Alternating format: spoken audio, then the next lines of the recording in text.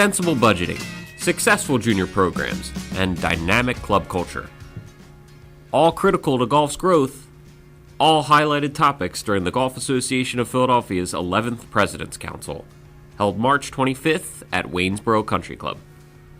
More than 100 officials from GAP member clubs attended the event and learned insights from featured speakers such as Philip Newman, who stressed the importance of straight-laced budgeting in a post-recession climate. It shouldn't be just a bunch of random numbers or guesses. There really needs to be good assumptions and thought processes behind it. You figure that out, you're going to solve a lot of problems for the rest of the year. When the recession first hit, people tried to respond by just slashing costs arbitrarily, and some of them made pretty big mistakes. They cut the wrong costs. Instead of trying to be laser-like and very precise, they cut things that affected member value. And once you affect member value, people start to question, why am I still a member of this club? So you perpetuate that sort of spiral of death.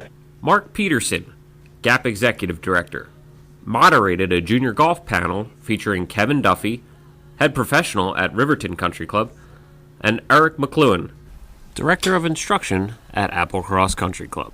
Both cited golf course access as a key cog in developing a successful junior program.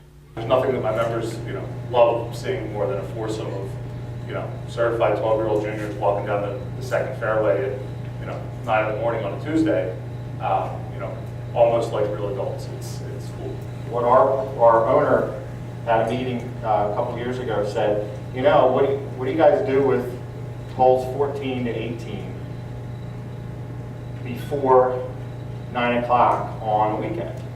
And he said, well, that's usually open time. He says, I want you to have a program where the kids can learn, get course time at that time. There's no reason why they shouldn't be able to have access, at that moment, And that was a big deal.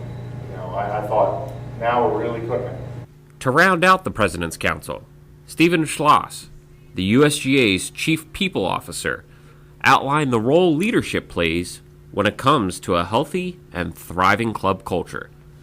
Creating pathways for growth and development for those in the golf industry, whether it's at the club level, the state and regional level, at the local level, the global level, we have a responsibility, and I want to make sure that we're all looking at what we can do for the future and ensuring that there's a continuum of leadership for the game.